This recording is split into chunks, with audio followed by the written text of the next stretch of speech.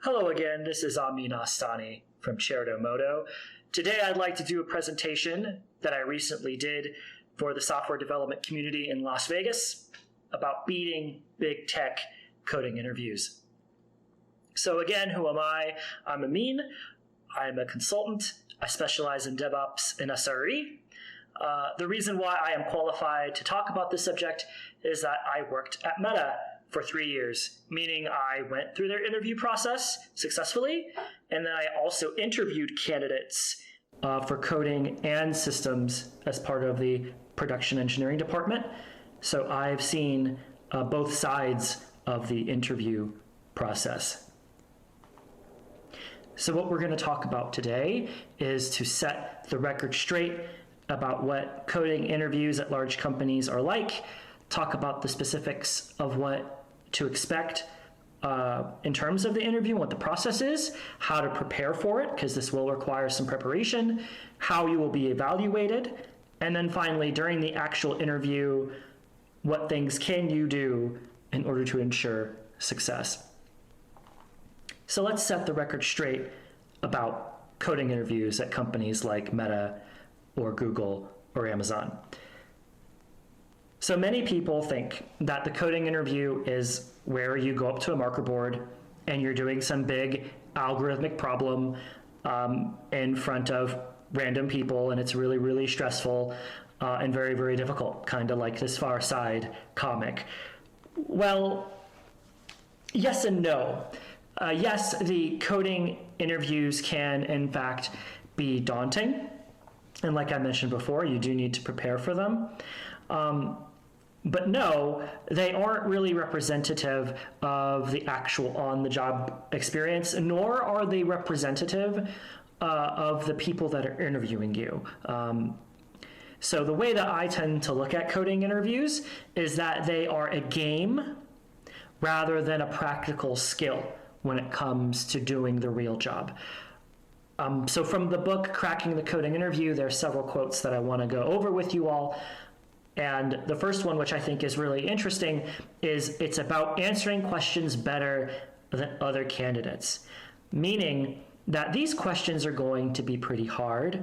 Perfection is not required, nor is it expected. So it's really about showcasing your skills in a way more effectively than other candidates.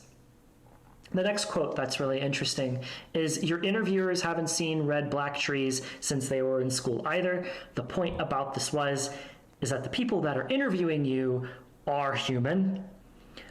They aren't masters at computer science either. And so these questions aren't representative of the actual work, nor can you expect them to do these questions easily without practice and preparation either. But to me, the most interesting quote from the book, which all of these are from the introduction, is the following. It is what it is, so let's do the best we can with it. Clearly, the coding interview is a pretty imperfect process. Like we just mentioned, it's not representative of the actual on-the-job work that you are doing. It can be, again, daunting and stressful, but it is the most effective way that large companies can assess programming skills of candidates. So we have to operate in this system if you want to apply for a job like this. So with that out of the way, let's talk about what to expect. What is the actual process of doing a coding interview? Now, these interviews tend to be 45 minutes long, and during that period, you're going to be given 2 questions. The first question is going to be the warm-up, which tends to be a rather easy question, just to see if you're able to solve, a simple question. And then once you complete that, they will give you the main question, which will occupy the remaining time. Now, in terms of how many times you will undergo such an interview, you will do it twice. The first one is at the coding screen, which can be done over the phone or done using an online tool such as CoderPad, which we'll talk about a bit more. And then finally, you'll do it again at the main interview loop. Note there is a possibility where you might end up doing the coding interview a third time, but we'll talk more about that later. So more things to talk about in terms of what to expect. When interacting with the interviewer over a video call or in person, you're going to see them heads down, taking a lot of notes. That is definitely normal. Don't feel that they're not paying attention to you. On the contrary, they are paying very close attention to many aspects of how you're performing during the interview. So just note that that is how they're going to act. There are two options on how the interview will be conducted technology-wise. The first one, and probably the most common, is going to be using CoderPad over a video call. CoderPad is basically a collaborative software development tool like an IDE, but the thing is, it's going to be really bare bones. You're not going to be able to test and run your code like you can in your usual tools or something like LeetCode or CodeWars. So don't lean on the idea that you're going to be able to get feedback from the tool. It's more like, a whiteboard, but online. Speaking of whiteboards, before COVID, they were in use. When I interviewed at Meta in October 2019, I was flown out to Menlo Park, California, and I did several interviews that required the use of a whiteboard. So definitely check with your recruiter to confirm whether or not you will be using a whiteboard during your interview process. One final thing, which not a lot of people talk about, there is the possibility that when you enter into an interview, you may see two people on the other end. Don't panic. You are not being evaluated by those two people. This is not a panel style interview. They don't do that. What's happening is that one person is shadowing the other. Usually when they introduce themselves, the person who is shadowing will say, "Hi, I am Amin Astani. I am here to watch and learn." They will not be interacting with you. They will not be asking you any questions. So just pay attention, interact with the person who's actually interviewing you. Okay, so that is the process of how the interview will go. So let's talk about how to prepare for it, because it will require preparation. So the first thing, the most obvious thing, is that you need to get comfortable with your language of choice. When I interviewed at Meta, I used Ruby because that was the language I was using the most during my time at the previous job. One thing to keep in mind is that, especially for us, SRE, DevOps people, infrastructure people, we might feel really, really comfortable with scripting languages like Bash. However, I strongly recommend to not use Bash for this interview.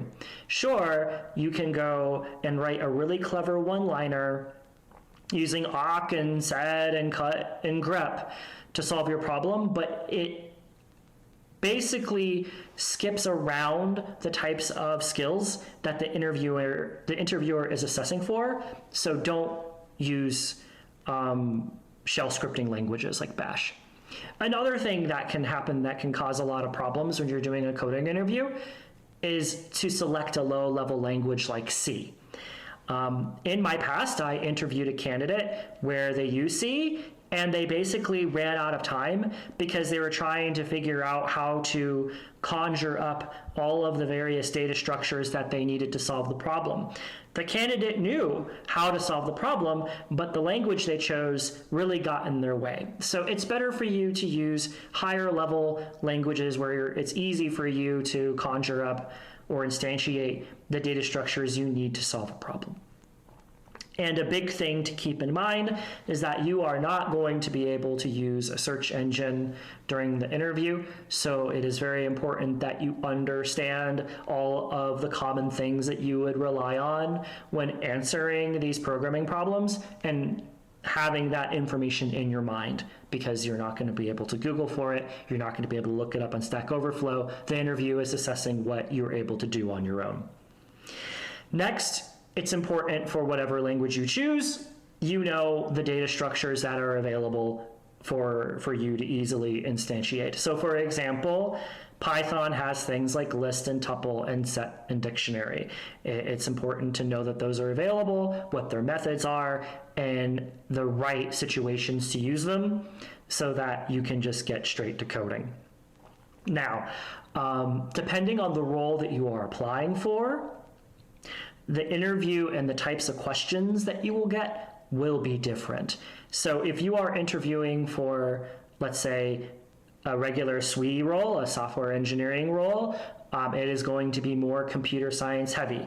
You need to understand, algorithms and complex data structures such as trees, because questions are going to be along those lines. Now, if you're interviewing for an SRE role, which is, the industry that I am in, operations type things, they're going to be asking questions that are a bit simpler. You will need to know data structures, of course, but you'll also be assessed on things like, can you read and write to a file? Can you do text manipulation? That sort of thing, because the interview questions are going to assess your ability to automate away manual tasks. Final few things to think about when you are preparing to interview. There's no way around it. You will need to practice, practice, practice. When I was preparing for my interview at Meta, I took a week off of work and I was doing multiple interview questions every day just to get into the practice of doing it. So that way, when the actual interview came around, I was very comfortable with the game that I was asked to play. So, in terms of getting questions, Code Wars and LeetCode can be very useful. Some of the questions are very interesting and will give you excellent practice. However, the one piece of advice that I have is that if you're doing that, don't use fancy solutions. So if you look at the example solutions for these questions, you'll see these really cute looking one-liners. Avoid the temptation to do that. Make sure that the code that you write is readable and understandable, because eventually you're going to have to walk through it with the interview. Cracking the Coding Interview is a really, really good book. It has a good set of questions, and they are categorized across themes. So if there are certain types of questions that are really hard for you, you can practice doing them. All right, next you have the situation where you need to use a whiteboard. So if you know from your recruiter that there will be a whiteboard involved if you're doing this on site, definitely do practice questions on the whiteboard. So if you don't have one, you can just get some melamine cheap whiteboard at Home Depot and get some markers, and you can throw the marker board on a coffee table or something, and you can practice doing the problems on there. It is really important that if you're doing interviews on a whiteboard, that you write legibly, that you're conserving space, so that way you have scratch space to work out problems and test ideas, so that way you have enough room for readable code that you can then change. If you aren't going to use a whiteboard when you're practicing, just use a plain text editor. And the reason why I'm saying that is CoderPad does not have the facility to run or test your code typically. They have that turned off. So it's really important to replicate the conditions of the interview. Two more things to prepare. It is really important that you get familiar with Big O notation. Big O notation is a really, big subject, and it would add too much time to this talk. So I recommend you go and research and learn about that on your own. But Big O notation is basically a way for you to be able to describe your solutions in terms of their time and space complexity. So you're able to say, based on the size of the input, if the input was infinitely increasing, the time it would take to execute the solution would be O of n squared, or O of n, or O of 1, for example. This is a really important thing to learn because the interviewer is probably going to provide feedback to you about your solutions in these terms. So it's going to be really important for you to be able to have that conversation with them when describing the efficiency of your code from a time and space basis. And then finally, in terms of preparation, as I mentioned before, replicate the actual interview conditions as much as possible. A couple tips about that is to think out loud.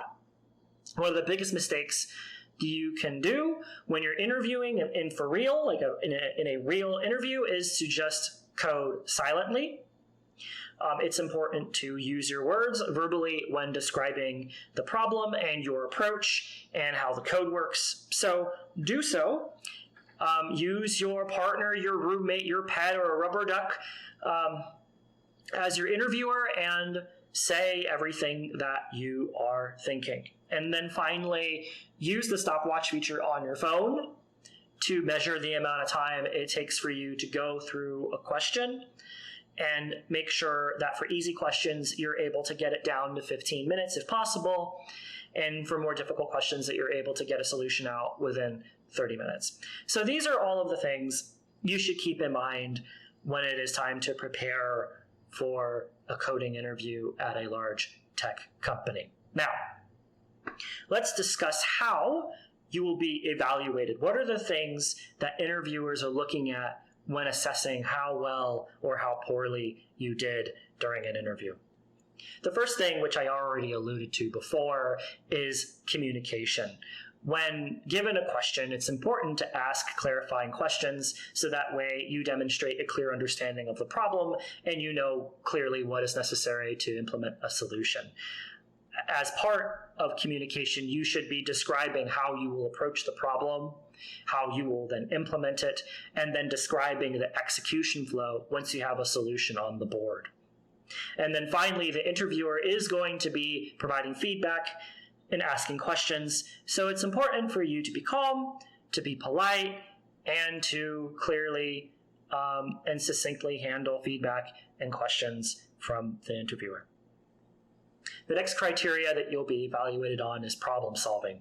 So this demonstrates or requires demonstration of the understanding of the problem, that you clearly get the challenge that needs to be solved, and then you are able to appropriately select the right data structures and algorithms to use in your solution to solve the problem. As you are implementing your solution, it will be important for you to effectively weigh the types of approaches you could use based on time and space complexity. We'll talk more about the types of approaches you should do in the beginning later. And then finally, as you get feedback or learn more about how to better implement the solution in terms of efficiency, that you are doing so on an independent basis or jumping on it when you get feedback from the interviewer. Thirdly, it's important that you are showing good technical competency. This is really just about your ability to write code. You are writing code in an actual language, not pseudocode, and the code is mostly syntactically correct. They are not looking for perfection, but they are expecting you to be able to implement a solution in a language that is real and is readable and can be easily talked about. And then finally, you will be evaluated on testing. So are you writing code defensively? Given the problem, do you understand the potential failure modes that the code could experience, and are you writing code to account for that? Are you doing exception handling? Are you tracking for corner cases, things like that? And as you are working, if you find bugs in your code, are you self-correcting them, or is the interviewer pointing them out to you? So that is the 4 pieces of criteria that you'll be evaluated on when doing the interview. So now let's talk about the things you should be paying attention to and focusing on during the interview itself. Now, the mission, your goal during the interview is to show as much signal as possible. So allow me to explain what I mean by signal. Signal is basically all of the information from the previous criteria. So demonstrate these 4 things as much as you can in order for them to be able to judge you properly. And one of the biggest reasons that it's important that you're thinking about this is that 45 minutes for 2 questions is just not a lot of time.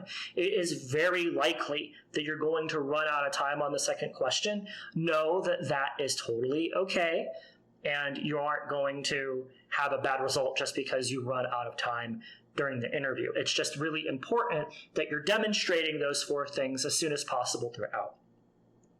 Again, I can't stress this enough. It is very important that you're thinking out loud and communicating with the interviewer throughout the interview. It's important that you are showing them what you are doing and what you are thinking, because that, again, provides signal on your ability to problem solve and your ability to communicate. Another really huge piece of advice is when you are implementing your solution in code, start with the brute force solution. Don't focus on perfection from the beginning. The goal is to get a working code solution on the board before time runs out. So if you manage to do that, you're in a really good spot. So start with the brute force, even if it's ugly, and then you can improve upon it later. And then finally, it's really important to pick the right languages for the job. And a really interesting point that not many people will mention is that for interviews that have more than 1 question, you can pick different languages for each question if a language has features that lend themselves very well to a particular type of question. So let's talk about the process of you answering an interview question, a coding problem. So in the beginning, once presented with the question, which might be done verbally or copy-pasted to you in CoderPad, make sure that you first describe the question back to the interviewer to be able to confirm that you understand it. So that way you're not writing a solution that doesn't even correspond to the question that was given to you. As part of that, ask clarifying questions. And we have several examples. Do you want for me to print or return the results so you understand what the output of your code should be, how it should be represented? Is it possible for the input file specified to be missing or input data to be malformed? This gives you some clues as to whether or not you need to write code more defensively or if it isn't necessary. So that way you're spending every second on the aspects of the solution that are value add for you. And then once you have a clear understanding of the problem and you know how you're going to approach it, then describe that verbally to the interviewer. At this stage of the game, you are not coding yet. So for example, if you were given a question to reverse a string, given an argument of a string, how do you reverse the string? I could then say, okay, I'm going to instantiate a stack. I'm going to iterate through every character in my string and push each character onto the stack. Once done, I will then go and pop every character from the stack and print that, and that will create a reversed string. So that is the type of description that the interviewer is looking for. So again, once you understand and have articulated verbally how you will approach a solution, you then write a brute force solution. The code needs to be understandable. Do not be fancy. No leak code one-liners. You're not impressing anyone by doing that. You're making it difficult for yourself. An interesting tip, and actually a really important one, you may blank out. You may forget a method name or how to go about doing something when you're implementing a solution, and it might cause you to panic. Don't worry about it. The best way to handle situations like that is to say, you know what, I forgot how to do this particular thing. I forgot the name of the method. I'm just going to write something here. The effect of this method is this, and I'm going to move on. The interviewer will totally understand, and it's better for you to say, okay, I don't remember the method name, but I know what it does, so I'm just going to go and write something there. That way you can then continue to write a solution. Once you have your brute force solution in place, create some test input and verbally walk through your solution with that input and verify your code's execution using that input. It is possible as you do so, you may find bugs. And in that case, say, oh yeah, I found a bug in the execution. I need to fix this. And then go through the test input again until you can demonstrate that your code works. And once you do that, then speak to the time, space, complexity using Big O notation. Now, this is really a really good thing for you to do, because if you run out of time, at least you're being able to describe what you need to optimize next. For example, if you have a solution that has a very large array, and you have a loop within a loop where you're iterating over this array, you have an O(n) squared solution. So you can say, okay, the solution right now is O(n) squared. I know I need to optimize this, and you've already provided signal to the interviewer that you understand this. So speak to it once you're done writing the initial solution.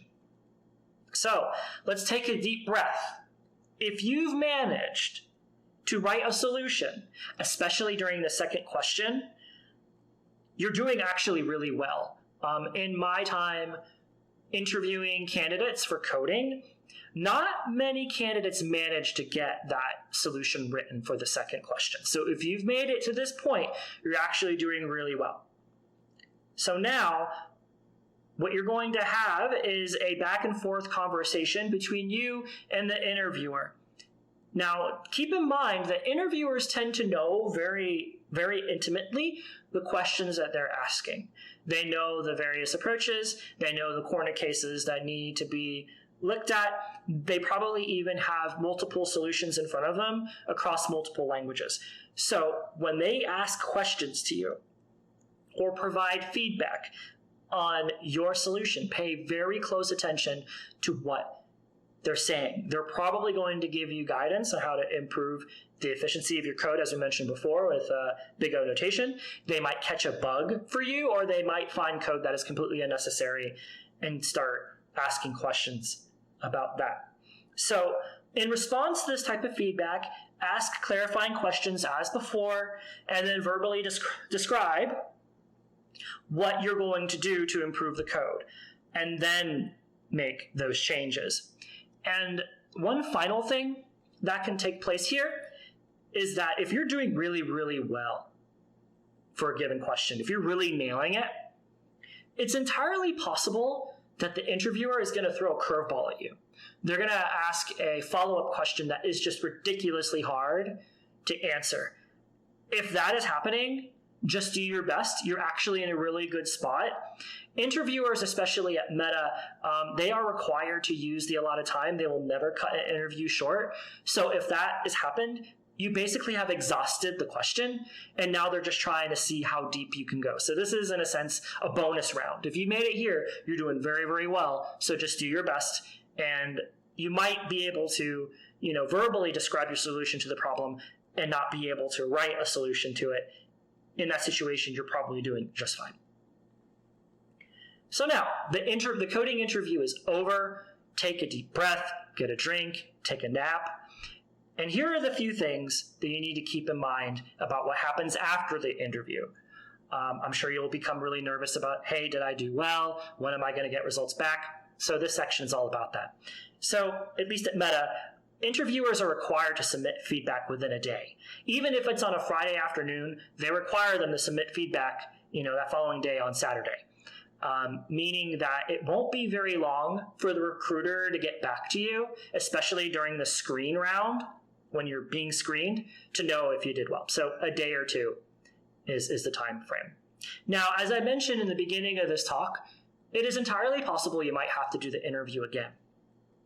The reason why that can happen is that usually means that the interviewer is on the fence. You might have done parts of the interview or the questions really, really well, but you didn't demonstrate enough signal one way or the other.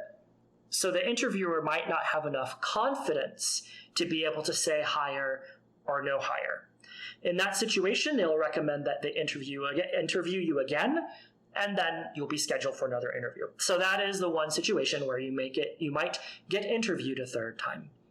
And then finally, just as a matter of etiquette, because I do see it all the time, and it's really, really sad, please don't share interview questions on the internet. It's in bad form, and usually engineers who are responsible for building these interview questions tend to spend a lot of time on them, and then they have to spend even more time replenishing the question bank, so please don't share interview questions.